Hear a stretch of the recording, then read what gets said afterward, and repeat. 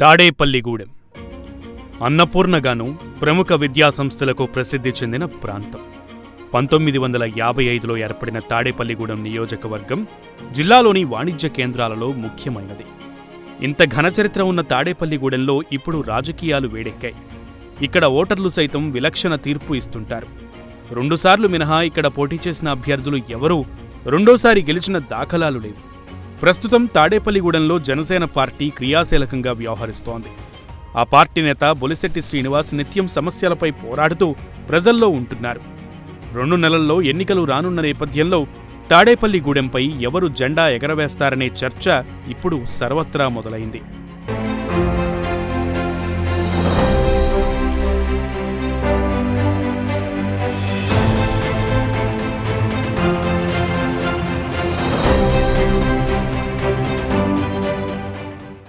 బొలిశెట్టి శ్రీనివాస్ జనం మెచ్చిన నాయకుడిగా ముద్రపడిపోయారు. తొలినాళ్లలో ట్రాన్స్పోర్ట్ వ్యాపారం చేసిన శ్రీనివాస్ ఆర్థికంగా ఎంతో స్థిరపడ్డారు. సుమారు 100 మందికి పైగా ఆయన ఉపాధి కల్పించారు. అయితే జనసేన పార్టీలో చేరిన తర్వాత శ్రీనివాస్ ఆయన ఆర్థికంగా ఎంతో నష్టపోయారు. కేవలం జనసేనలో చేరడంతోనే అతనిపై పోలీసులు కేసులు పెట్టడం, సుమారు 50 కోట్ల దాకా ఆస్తి నష్టపరిచారని చెబుతుంటారు. ఎన్ని కోట్లు నష్టపోయినా, ఎన్ని బెదిరింపులకు దిగినా తాను జనసేనను వీడేది లేదని శ్రీనివాస్ అంటారు. అయినా తన అంతిమ లక్ష్యం జనసేనాని పవన్ కళ్యాణ్తో నడవడమేనని అంటున్నారు శ్రీనివాస్. ఇక్కడే ఓ సందర్భాన్ని గుర్తు చేసుకుంటారు బొలిశెట్టి.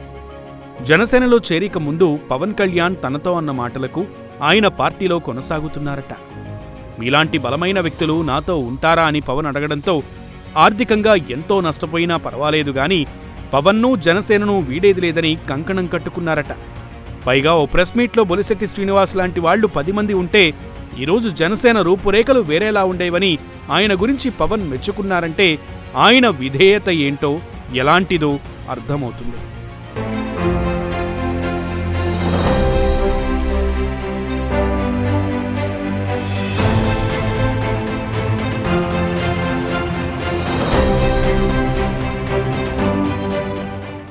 తాడేపల్లిగూడెం మున్సిపల్ చైర్మన్గానూ బొలిశెట్టి శ్రీనివాస్ పనిచేశారు. మున్సిపల్ చైర్మన్గా ఆయన ₹1 అవినీతి కూడా చేయలేదు.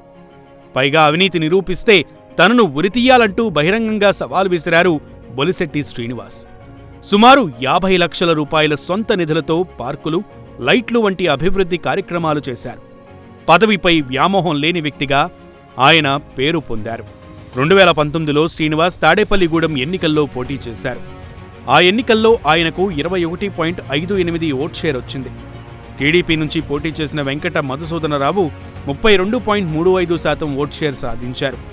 అయితే ఈసారి ఉమ్మడిగా పోటీ చేస్తుండటంతో తాడేపల్లిగూడెం నుంచి బొలిశెట్టి శ్రీనివాస్ బరిలో దిగే అవకాశం ఉంది. టీడీపీ సపోర్టు ఎలాగో ఉండటంతో ఆయన విజయం నల్లేరుపై నడకేనని రాజకీయ విశ్లేషకులు అంచనా వేస్తున్నారు. ఒక మాస్ లీడర్గా ఎదిగిన బొలిశెట్టి శ్రీనివాస్ ఆయన ట్రాన్స్పోర్ట్ వ్యాపారం నష్టపరిచినా ఎవరికీ లొంగలేదు. దీంతో బొలిశెట్టి విధేయత నచ్చి అధినేత పవన్ కళ్యాణ్ ఈసారి తాడేపల్లిగూడెం టికెట్ కన్ఫర్మ్ చేసినట్లు తెలుస్తోంది. వచ్చే ఎన్నికల్లో జనసేన నుంచి తొలి విజయం సైతం తాడేపల్లిగూడెం నుంచి మొదలవుతుందనడంలో ఎలాంటి సందేహం లేదేమో.